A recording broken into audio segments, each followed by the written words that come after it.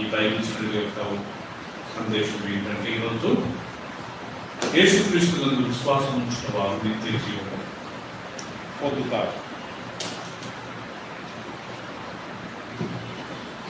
యోహాను సువార్త మనం ఈరోజు 3వ అధ్యాయము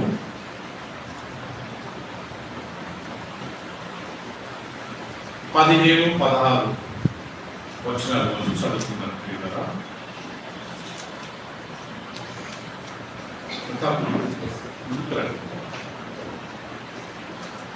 యోహాను సువార్త 3వ అధ్యాయము ఒకసారి తీసుకున్నట్లయితే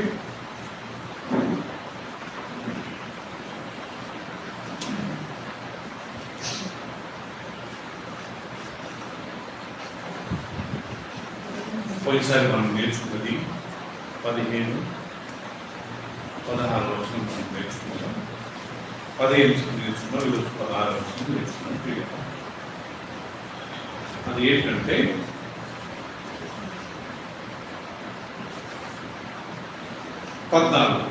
అరణ్యంలో మోషే సర్పంను ఎలాగూ ఎత్తెనో అలాగే విశ్వసించు ప్రతి వాడును నశింపక ఆయన ద్వారా నిత్య జీవం పొందినట్లు మనుష్య కుమారుడు ఎత్తబడవలెను.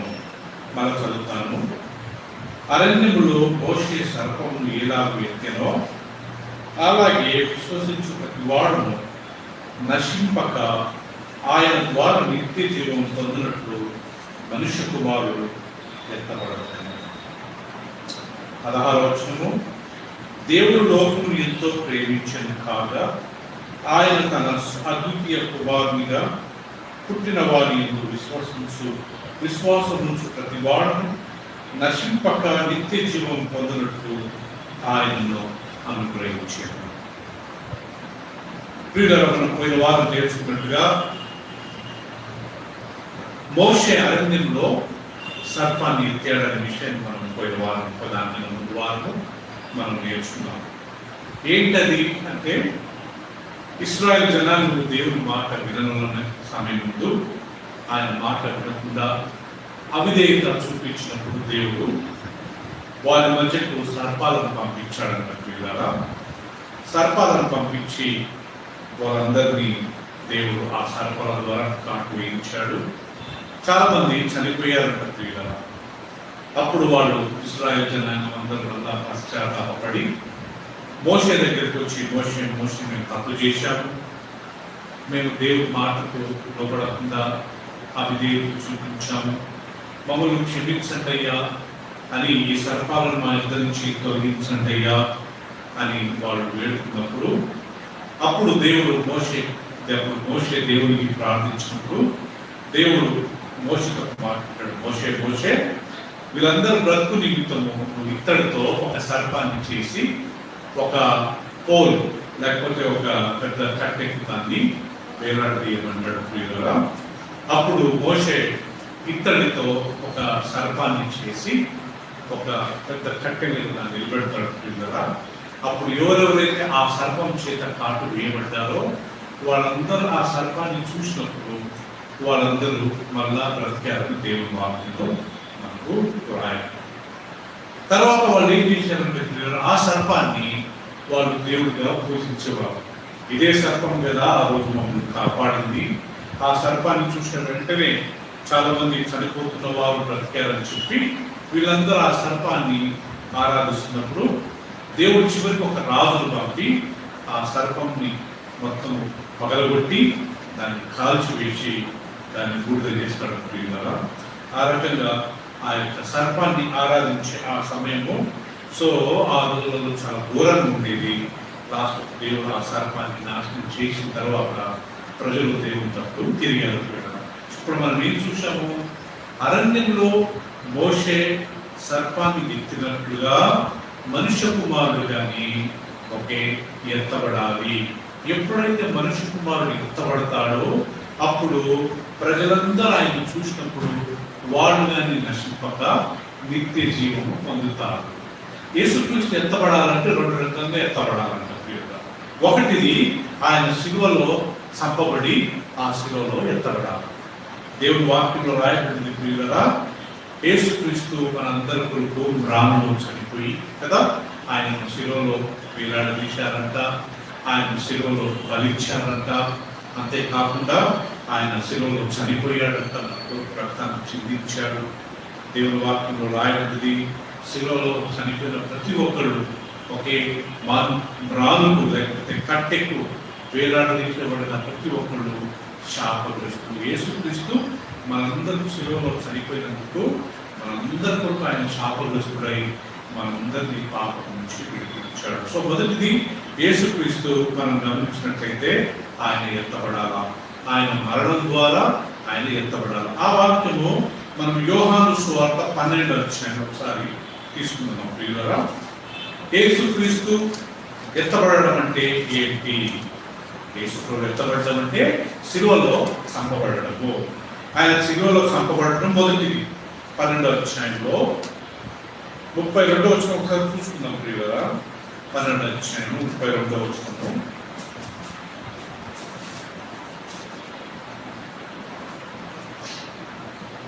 యోహాను సువార్త 12వ అధ్యాయము 32, 33 మనం చూసినట్లయితే, నేను భూమి మీద నుండి పైకెత్తబడిన ఎడల, చూసారండి, నేను భూమి మీద నుండి పైకెత్తబడిన ఎడల అందరినీ నా యుద్ధకు ఆకర్షించుకుందునని చెప్పాను. తాను ఏ విధముగా మరణము పొందవలసి ఉండనో సూచించు ఆయన ఈ మాట చెప్పాను. చూసారు, నేను మరణము భూమి మీద నుండి పైకెత్తబడిన ఎడలనే అందరిని నా యుద్ధకు నేను ఆకర్షించుకుంటాను. అంటే ఏ రకంగా ఎత్తబడాలన్న పైన శిలువ మరణం ద్వారానే ఆయన ఎత్తబడాలి. అప్పుడు ఆయన అందరు ఏం చేస్తారంట, ఆకర్షిస్తారంట. అందుకే ఎవరెవరైతే యేసు ప్రభు చనిపోయినప్పుడు ఆయన ఎందుకు విశ్వాసం ఉంచి పశ్చాత్తాపడి దేవా నేను పాపి నేను ఒప్పుకున్నారు, వాళ్ళందరూ క్రీస్తు కొరకు ఆకర్షింపబడ్డారు, క్రీస్తు కొరకు వాళ్ళు జీవించడం ప్రారంభించారు. వాళ్ళందరూ ఈరోజు దేవుని బిడ్డలుగా మారిపోయారు. రెండవది, యేసుక్రీస్తు ఎత్తబడడం అంటే అర్థం ఏంటంటే, ఆయన చనిపోయి పాతి పెట్టబడి 3వ దినం లేచి తండ్రి కుడిపార్శ్వంలోకి ఎత్తబడి ఆయన కుడిపార్శ్వంలో కూర్చోవడమే రెండవది ఎత్తబడడం. మొదటిది ఆయన శిలువ మరణం ద్వారా ఎత్తబడాలి. రెండవది ఆయన పాతి పెట్టబడి 3వ దినం లేచిన తర్వాత తండ్రి కుడిపార్శ్వానికి ఎత్తబడి అక్కడ కూర్చుంటాడు. అది ఎక్కడ ఉందంటే మనకు ఎఫెసీయులకు రాసిన పత్రిక 1వ అధ్యాయం తీసుకుందాం ప్రియులారా. ఎఫెసీయులకు రాసిన పత్రిక 1వ అధ్యాయము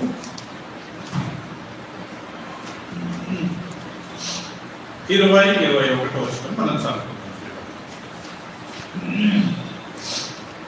ఎఫెసీయులకు రాసిన పత్రిక 1వ అధ్యాయము 20-21వ వచనం మనం చదువుకున్నట్లయితే, యేసుక్రీస్తు శిలువలో మరణించి ఎత్తబడడం అయితే రెండవది ఆయన పునరుత్థానుడై పరలోక రాజ్యానికి ఎత్తబడము అంటారు. 2వ వచనం 20వ వచనము, ఆయన ఆ బలాతిశయం చేత క్రీస్తును మృతులలో నుండి లేపి సమస్తమైన ఆధిపత్యము కంటేను, అధికారము కంటేను, శక్తి కంటేను, ప్రభుత్వము కంటేను ఈ యుగమునందు మాత్రమే కాక రాబో యుగమందును పేరు పొందిన ప్రతి నామము కంటేను ఎంతో హెచ్చుగా పరలోకమునందు ఆయన తన కుడిపార్శ్వమున కూర్చుండబెట్టుకొని ఉన్నాడు. చూసారా దీని అర్థము? యేసుక్రీస్తును తండ్రి అయిన దేవుడు మరణంలో నుంచి లేపి ఆయన అందరికంటే ఉన్నతమైన నామాన్ని ఇచ్చి పరలోక రాజ్యానికి ఆయన వ్యక్తి ఆయన తండ్రి కుడి పార్శ్వంలో ఆయన కూర్చోబెట్టుకున్నాడని ఈ యొక్క వచనంలో రాయబడింది. సో మనుష్య కుమారుడు ఎత్తబడడం అంటే 2 అర్థాలు అయింది.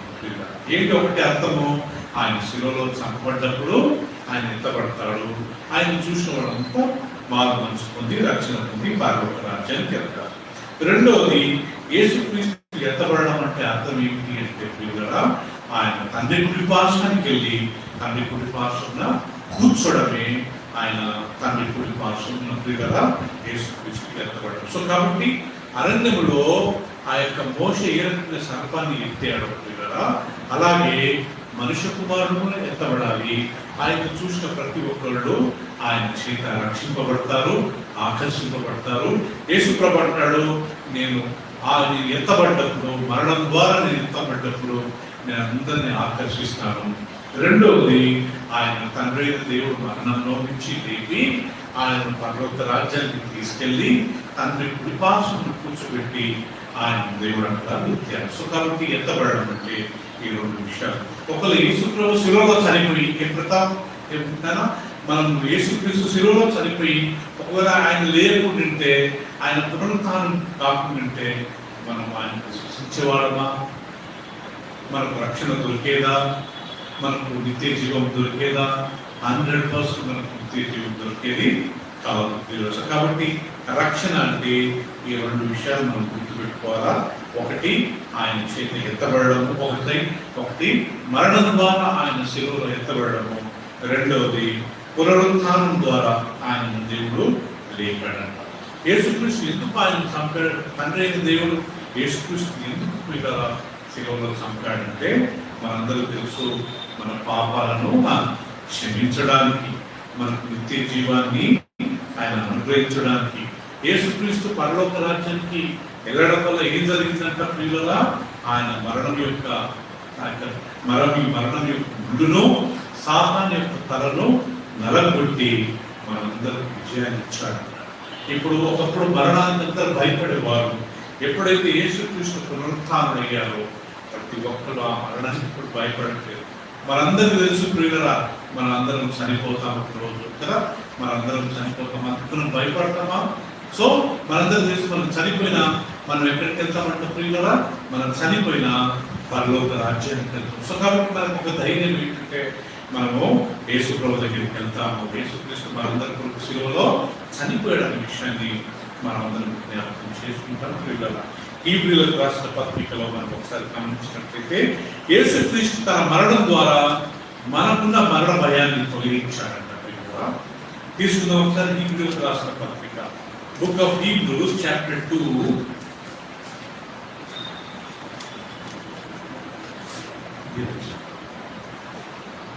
Book of Hebrews chapter 2,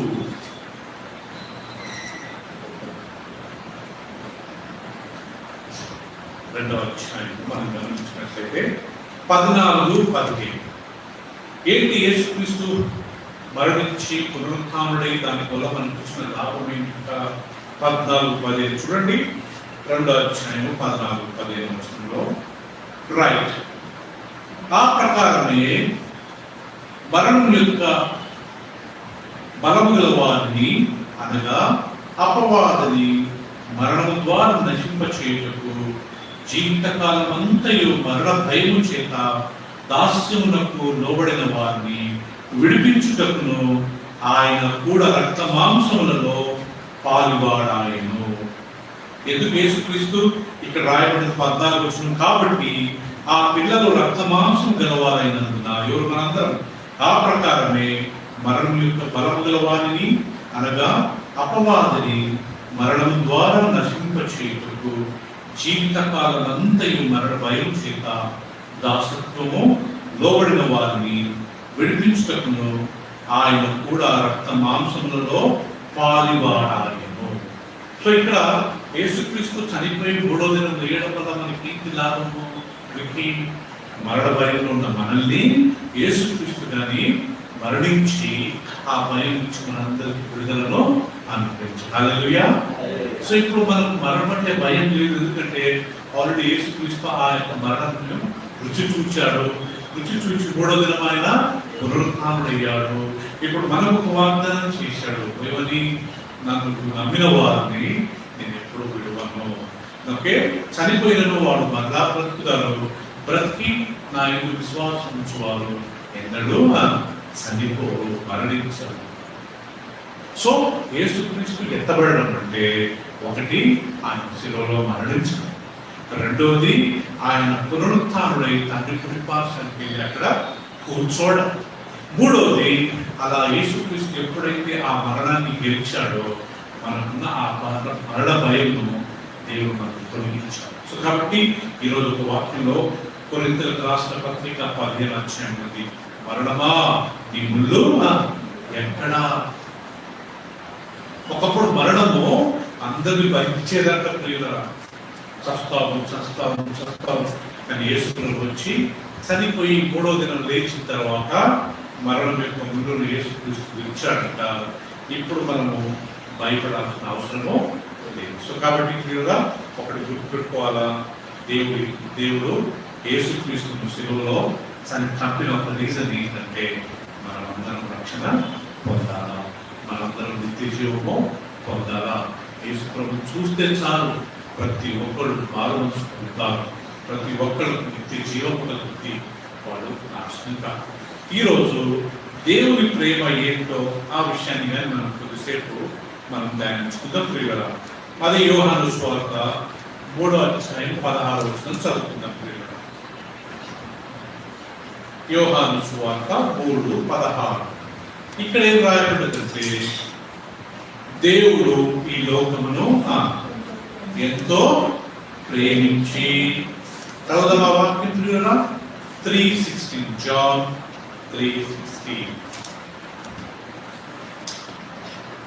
దేవుడు లోకమును ఎంతో ప్రేమించెను కాగా ఆయన తన అద్వితీయ కుమారునిగా పుట్టిన వాని యందు విశ్వాసముంచు ప్రతి వాడును ఏం చేస్తాడంట? నశింపక నిత్య జీవం పొందినట్టు ఆయనను అనుగ్రహించాడు. గమనించండి ప్రతాప్, ఇక్కడ మరికి అది ఏంటంటే దేవుడి లోకం ఎంతో ప్రేమించాడు.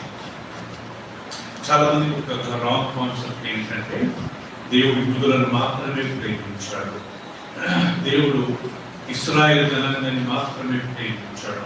కానీ ఆ వాక్యము ఆ మాట తప్పు ప్రియుగా. ఇక్కడ ఏమని రాయబడింది? దేవుడు ఇశ్రాయేలు జనాంగాన్ని మాత్రమే ప్రేమించాడు ఉందా? ఏమనుంది? దేవుడు లోకమును ఎంతో ప్రేమించాడు. లోకంలో ఇశ్రాయేలు జనాంగం మాత్రమే రా. ఇన్ఫాక్ట్ ఇశ్రాయేల్ జనాంగం ప్రపంచం అంతా మనం లెక్క పెట్టినట్లయితే 2 కోట్ల మందే ఉన్నారు. ఇజ్రాయెల్ దేశం యొక్క జనసంఖ్య మనం చాలాసార్లు నేర్చుకున్నాము. ఇప్పుడు ఇజ్రాయెల్ దేశానికి వెళ్ళి మనం చూస్తే ఇజ్రాయెల్ యొక్క జనాభా 90 లక్షలే, but at the maximum 1 crore. కానీ వేరే వేరే దేశాలలో కానీ యూదులు ఉన్నారు. అమెరికాలో ఉన్నారు, యూకేలో ఉన్నారు, రష్యాలో ఉన్నారు, వేరే వేరే దేశం. వాళ్ళందరినీ గ్యాదర్ చేసి వాళ్ళు 1 crore, వాళ్ళకు 1 crore అయి ఉండొచ్చు. సో అంత కలిపితే ఎంతమంది అంటే పిల్లరా? 2 కోట్లే వాళ్ళు. కానీ మన భారతీయులు ఎంతమంది అంటారు పిల్లరా? 140 కోట్లు. వాళ్ళు 2 కోట్లే, భారతీయులు 140 కోట్లు. America 35 crores, Pakistan 20 crores, China 135 crores. యూదులు 2 కోట్లే, చైనా 135 కోట్లు, మన భారతదేశం 145 కోట్లు, అమెరికా 35 కోట్లు, పాకిస్తాన్ 20 కోట్లు. సో దాన్ని చూస్తే యూదుల జనాభా ఎంత అంటే చాలా చాలా తక్కువే. కానీ ఇక్కడ దేవుడి వాక్యం రాయబడింది, దేవుడి లోకంలో ఎంతో ప్రేమించాడు. ఇక్కడ యూదులు కాదు, ప్రతి ఒక్కరు ఈ యొక్క లిస్ట్ లో వచ్చారంట ప్రియులారా. సో ఒక వాక్యం మనం చూసుకున్నాము, చాలాసార్లు చదువుకున్నాము. పరలోక రాజ్యానికి ప్రవేశించినప్పుడు ఎంతమంది ఉంటారంటే, ఎవరెవరు ఉంటారంట? ప్రకటన గ్రంథం ఒకసారి తీసుకున్నాము ప్రియులారా. దేవుడి లోకాన్ని ప్రేమించడానికి యూదులు మాత్రమే కాకుండా ఇక్కడ మనం చూస్తాము అందరిని దేవుడు ప్రేమించాడు, అందరు పరలోక రాజ్యానికి వస్తారు.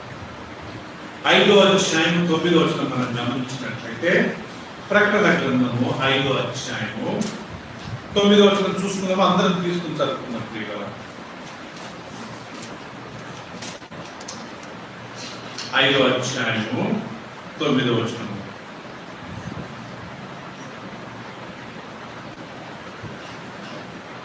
ఏమన్నా ప్రియులారా, అక్కడ ఏముందంటే 5వ అధ్యాయం 9వ వచనంలో, నీవు అవి చూద్దాము. ఆ పెద్దలు, నీవు ఆ గ్రంథమును తీసుకుని దాని ముద్రను విప్పుటకు యోగ్యుడు, నీవు వధింపబడిన వాడవై నీ రక్తం ఇచ్చి, చూడండి, ప్రతి వంశంలోనూ, ఆయా భాషలు మాట్లాడు వారిలోనూ, ప్రతి ప్రజలోనూ, ప్రతి జనములోనూ దేవుని కొరకు మనుషులను కొని మా దేవునికి వారిని ఒక రాజ్యముగాను యాజకులుగాను చేసింది. ఇక్కడ ఏముంది ప్రియులారా? దేవుని వాక్యంలో దేవుడు ఒకే యోహాను ఒక దర్శనం చూశాడు. ఆయన దర్శనం చూసినప్పుడు ఏముందంట? నేను చూసినప్పుడు ప్రతి వంశంలో ఆయా భాషలు మాట్లాడేవారు, ప్రతి దేశస్తులు, ఇంగ్లీష్లో from all nations, from all language, from all tribes, from all kindred, ఆయా కులాలు, ఆయా మతాలు అందరిని దేవుడు ప్రేమించి ఎన్నుకొని రేపు వీళ్ళందరినీ పరలోక రాజ్యంలో ఎంట్రీ అంట. దేవుడి లోకాన్ని ప్రేమించాడంటే ఇక్కడ అందరు కదా. దాన్ని బట్టి మనం ఒక విషయం తెలుసుకోవాలి, దేవుడు పక్షపాతము లేని వాడు. అదే 7వ అధ్యాయం 9వ వచనం చదువుకుందాం ప్రియులారా. ప్రకటన గ్రంథము 7వ అధ్యాయం 9వ వచనము, దేవుడు యూదులను మాత్రమే ప్రేమించాడా? ఇక్కడ రాయబడింది, చూద్దాం ప్రియులారా. 7వ అధ్యాయం 9వ వచనం, అటు తరువాత నేను చూడగా ఇదిగో ప్రతి జలములలో నుండి, ప్రతి వంశంలో నుండి, ప్రజలలో నుండి, ఆయా భాషలు మాట్లాడే వాళ్ళలో నుండి వచ్చి ఎవడను లెక్కింపజాలని ఒక గొప్ప సమూహమును కనబడేది. వారు తెల్లని వస్త్రములు ధరించుకున్న వారి ఖర్జూరపు బట్టలు చేత పట్టుకుని సింహాసనం ఎదుటను గొర్రె పిల్ల ఎదుటను నిలవబడి, సింహాసనాసీనుడు అయిన మా దేవునికి నీ గొర్రె పిల్లకును మా రక్షణకై స్తోత్రమని మహాశబ్దంతో ఎలుగెత్తి చెప్పింది. మళ్ళా అదే వాక్యం ప్రియులారా, నేను చూడగా అనేక జనులు ప్రతి వంశంలో నుండి, ప్రతి జాతి నుండి, ఆయా భాషలు మాట్లాడేవారి నుండి, ప్రతి కులాల నుండి వాళ్ళు వచ్చి తెల్లని వస్త్రం ధరించుకుని దేవుని సింహాసనం నిలబడి వాళ్ళు ప్రియులుగా ఖర్జూరపు బట్టలు పట్టుకొని వాళ్ళు దేవుని స్తుతిస్తూ, గొర్రె పిల్లకు తండ్రి అయిన దేవునికి మా రక్షణకర్తమైన దేవానికి స్తోత్రాలని వాళ్ళు దేవుని స్తుతిస్తారు. సో దేవుడి లోకాన్ని ప్రేమించాడంటే చెప్పండి, ఎవరిని ప్రేమించాడు? అందరినీ ప్రేమించాడు. యూదులను కొద్దిగా ఎక్కువనే ప్రేమించాడు. కారణం ఎందుకంటే యూదులు దేవుని మాట విన్నారు. దేవుడు వారిని స్పెషల్గా ఎందుకు ఎన్నుకున్నాడంటే ఆ రోజు దేవుడు అబ్రహాముకు వాగ్దానం చేశాడు. అబ్రహాము దేవుని మాట విన్నాడు. అబ్రహాముకు దేవుడు అంటాడు, అబ్రహాము ఈ దేశాన్ని, ఈ బంధువులను, ఈ చుట్టాలను, ఈ తల్లిదండ్రులను పిలిచి నేను చూపించే స్థలానికి నువ్వు వెళ్ళవన్నప్పుడు ప్రతాప్ ఆయన ఏం చేసినాడంటే ఎదిగిపోయాడు. అబ్రహాం దేవుడిని ప్రశ్న అడగలేదంటే ప్రియురాడు పెదరికి అడిగాడా? అందుకే దేవుడు యూదులను ఎక్కువ ప్రేమించాడు. అబ్రహాం కుమారుడు ఇస్సాకు, ఇస్సాకు కుమారుడు యాకోబు, యాకోబు కుమారుడు ఓకే, దాని తర్వాత యాకోబు 12 మంది పిల్లలు, ఆ 12 మంది పిల్లలే వీళ్ళంతా యూదులు. దేవుడు ఎక్కువ ప్రేమించాడు వాళ్ళు. కానీ దేవుని వాక్యంలో రాయబడింది ప్రకటన గ్రంథం 5:9, ప్రకటన గ్రంథం 7:9లో 2 వచనాలు రాయబడింది. నేను చూడగా ప్రతి జనములో నుండి, ప్రతి భాషల నుండి, ప్రతి కులం నుండి, ఆయా జాతి నుండి, ఆయా దేశాల నుండి ఎవరు లెక్కింపలేనంత గొప్ప సమూహం నేను చూచాను. వాళ్ళు ఏం చేశారంట? వాళ్ళు తెల్లని వస్త్రములు ధరించుకుని ఖర్జూరపు బట్టలు చేతిలో పట్టుకొని దేవుని సింహాసనం మీద నిలబడి దేవునికి గొర్రె పిల్లకును కృతజ్ఞతాస్తుతులు చెల్లిస్తున్నాయి ఉన్నారు. సో దీన్ని బట్టి దేవుడి లోకాన్ని ఎంతో ప్రేమించాడంటే దాని అర్థం ఏంటంటే యూదులను మాత్రమే కాదు, దాంట్లో బలంగా ఉంటాం. ఇందాక నేను చెప్పినట్టుగా ప్రపంచం అంతా మనం లెక్క పెడితే యూదులు 2 కోట్లు మాత్రమే ఉన్నారు. కానీ మన భారతీయులు 145 కోట్లు ఉన్నారు. చైనా వాళ్ళు 135 కోట్లు ఉన్నారు, మన వాళ్ళకంటే కొద్దిగా అధిగమించాము. సో ప్రపంచం అంతా ప్రియుల దేవుడు ప్రేమించాడు. ఏ రకంగా ప్రేమించాడంట ప్రియుల? ఆయన ప్రేమ ఒకే ఒకటి అనుగ్రహించాడంట కదా. సో దేవుడు మనల్ని ప్రేమించడానికి ఒక మెయిన్ గుర్తు ఏంటంటే తన కుమారుని మనకు అనుగ్రహించాడు. ఎవరు అనుకుంటే you cannot love someone unless you give something. ఒక వ్యక్తిని మనం ప్రియుల ఏదైనా ఇవ్వకుండా మేము ప్రేమించాను అంటే అది అబద్ధం అంట ప్రియుల. ఇంగ్లీష్లో చక్కగా ఉంది కదా, మనం ఒక వ్యక్తి మనం వాళ్ళకి ఏమన్నా ఇవ్వాలి. So you cannot express your love unless you give something to them. So దేవుడు గారి తన ప్రేమను ఏ రకంగా వ్యక్తపరిచాడంటే మన పట్ల ప్రియుల తన కుమారుని మనకి. యోహాను సువార్త 3:16 చూడండి. మళ్ళా ప్రియుల దేవుడు ఈ లోకమును ఎంతో ప్రేమించి ఇమ్మీడియట్ గా రాయబడ్డది, కాగా తన అద్వితీయ కుమారుని యందు విశ్వాసం ఉంచు ప్రతి వాడును నశింపక నిత్య జీవం పొందినట్లు ఆయనను అనుగ్రహించాను. ఇది ప్రియుల దేవుని యొక్క ప్రేమ. ఏ రకంగా ఎక్స్ప్రెస్ చేశాడంటే దేవుని తన ప్రేమను ప్రియుల తన కుమారుని ఇవ్వడం వల్ల. ఇప్పుడు 1 యోహాను తీసుకుందామా? ఇదే మాట యోహాను 1 యోహాను ఇదే మాట యోహాను మనం గమనిస్తాం. 1 జాన్ 4వ అధ్యాయం 8వ వచనం ప్రియ. అందరూ గమనించుకుందామా? 7వ వచనం చదువుతున్నాం. ప్రియులారా, మనము ఒకరినొకడు ప్రేమింతుము, ఏలయనగా ప్రేమ దేవుని మూలముగా కలుగుచున్నది. ప్రేమించు ప్రతివాడును దేవుని మూలముగా పుట్టిన వాడై దేవుని ఎరుగును. దేవుడు ఎలాంటి వాడంట? ప్రేమాస్వరూపి. ప్రేమ లేని వాడు దేవుని ఎరుగడు. మనము ఆయన ద్వారా జీవించినట్లు దేవుడు తన అద్వితీయ కుమారుణ్ణి, మళ్ళీ అదే మాట 3:16 చదివింది, దేవుడు తన అద్వితీయ కుమారుణ్ణి లోకములోనికి చెప్పండి పంపెను. దీని వలన దేవుడు మన ఎందుంచిన ప్రేమ ప్రత్యక్షపరచబడేను. ఇప్పుడు అర్థమైంది కదా, దేవుడు తన కుమారుని మనకు అనుగ్రహించడం వల్ల దేవుడు మన పట్ల ప్రేమను వ్యక్తపరిచాడంట. యోహాను సువార్త 3:16 అదే మాట ఉంది, ఇక్కడ అదే మాట ఉంది.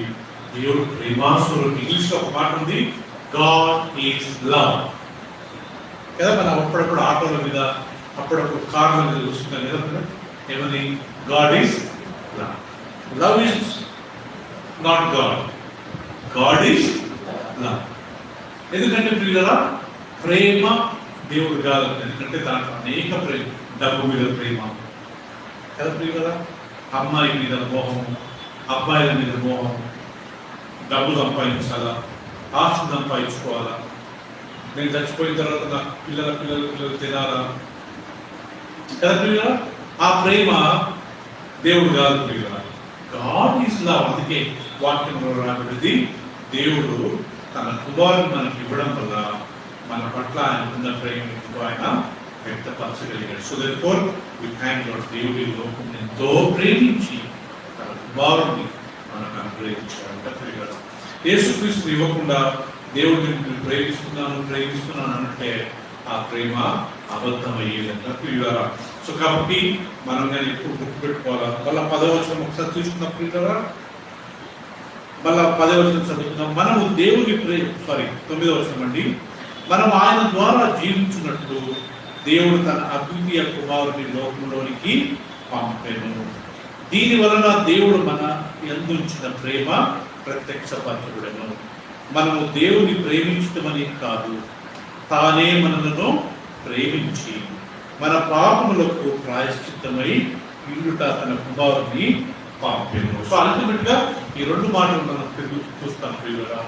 దేవుడు మనకు ప్రేమించాడు, తక్షణమే తన కుమారుని మనకు అనుగ్రహించాడు. సో తన ప్రేమను ఏ రకంగా వ్యక్తపరచాడంట? తన కుమారుని మనకు ఇవ్వడం వల్ల వ్యక్తపరచాడు. కాబట్టి ఇంకొక మాట రాయబడింది, కొత్త యోహాను 3:16 మనం తీసుకుందామా? తన కుమారుని విశ్వాసం ఉంచువాడు నశింపక చెప్పండి నిత్య జీవము పొందినట్లు ఆయన మన కొరకు అనుగ్రహించారు. ఇక్కడ రెండు విషయాలు మనం గమనించారు. అది ఏంటంటే నిత్య జీవము, నశించడము. యేసు ప్రభువును నమ్ముకోకుంటే ఏమవుతుందో తెలుస్తారు, అక్కడ నశిస్తారా? 3:16 చూస్తుందామా? నమ్మకుంటే, విశ్వసించకపోతే నశిస్తామంట. దేవుడు లోకమును ఎంతో ప్రేమించును కాగా ఆయన తన అద్వితీయ కుమారునిగా పుట్టిన వాని యందు విశ్వాసముంచు ప్రతివాడు నశింపక తర్వాత నిత్య జీవము పొందినట్లు ఆయన అనుగ్రహించాడు. ఇక్కడ రెండు విషయాలు, నశింపక, రెండవది నిత్య జీవము. ఎవరు నిత్య జీవం పొందుతారంట? ప్రతాప్ ఆయనను విశ్వసించేవాడు. మరి ఎవరు నశిస్తారంట? ఆయనను విశ్వసింపని వారు. ఇప్పుడు ఇది ఈ వాక్యం ఇలాగే పట్టుకొని మార్కు సువార్త 16 తీసుకుందామా? ఇక్కడ కానీ నిత్య జీవము, నిత్య నాశనం గురించి యేసు ప్రభువు చెప్తున్నాడు. మార్కు సువార్త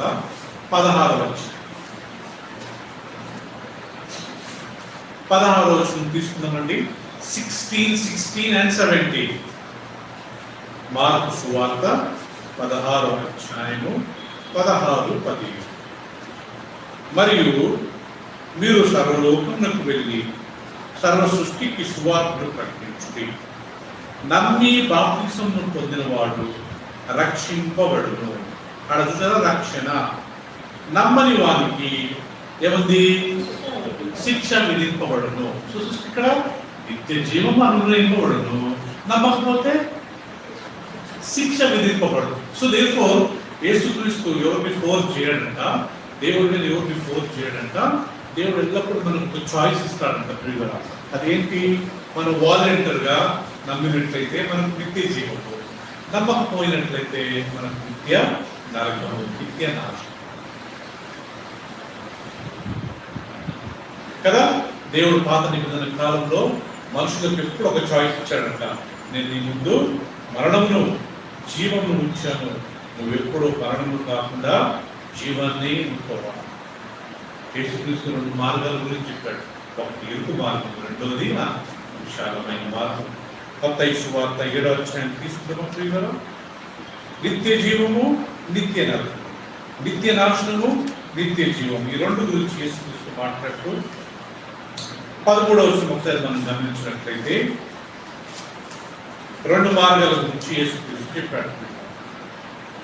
ఇరుకు ద్వారమున ప్రవేశించు, నాశనమునకు పో ద్వారము వెడల్పును, ఆ దారి విశాలమై ఉన్నది, దాని ద్వారా ప్రవేశించువారు అనేకులు. జీవమునకు పో ద్వారము ఇరుకును, ఆ దారి సంకుచితమై ఉన్నది, దాని కనుగొను వారు ఎంతనంతా కొందరే. ఇక్కడ మళ్ళా గారు యేసుక్రీస్తు నిత్య జీవం గురించి, రెండవది నిత్య నరకం గురించి రాస్తూ మాట్లాడారు కదా.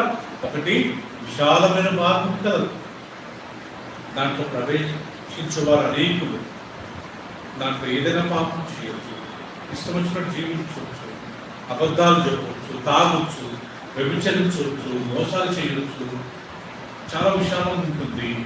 కానీ చివరికి అది నరకానికి మార్గాన్ని నడిపిస్తుంది. రెండవది ఇరుకు మార్గం ఉందంట ప్రియులారా. దాంట్లో ప్రవేశించేవారు చాలా కొద్ది మంది అంట.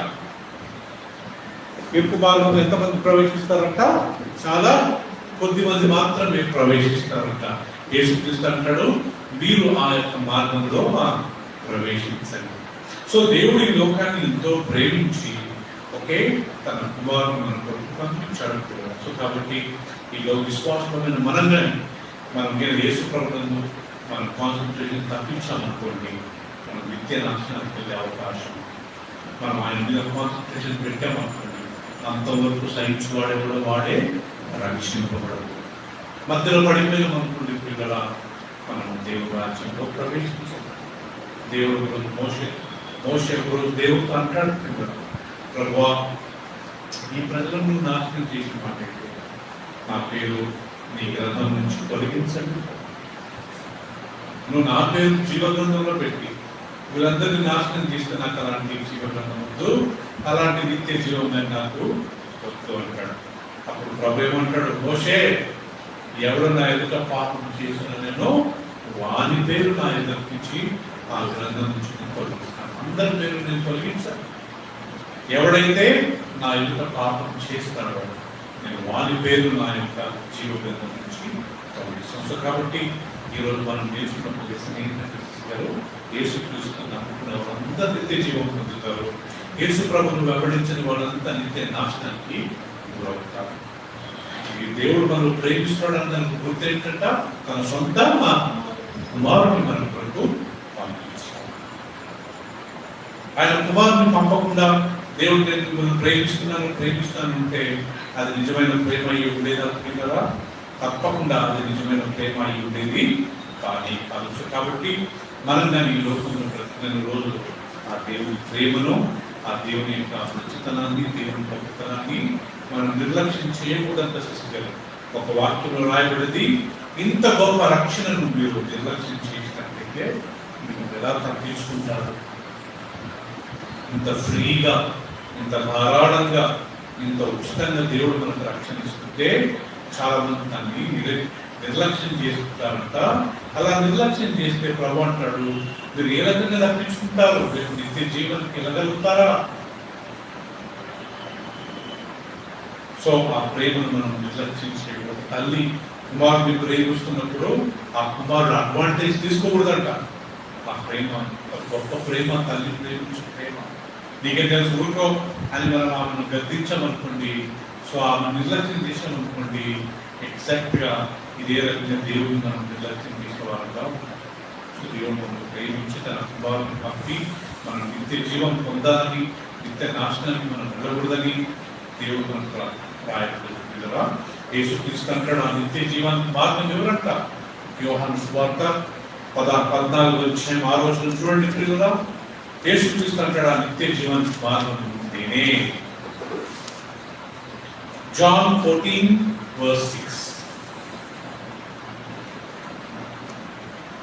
యోహాను సువార్త 14:6 చూసుకుందాం ప్రియులారా. చదువుమా.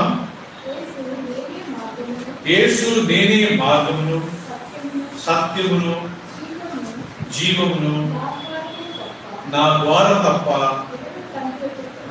ఎవడు తండ్రి యొద్దకు రాడు.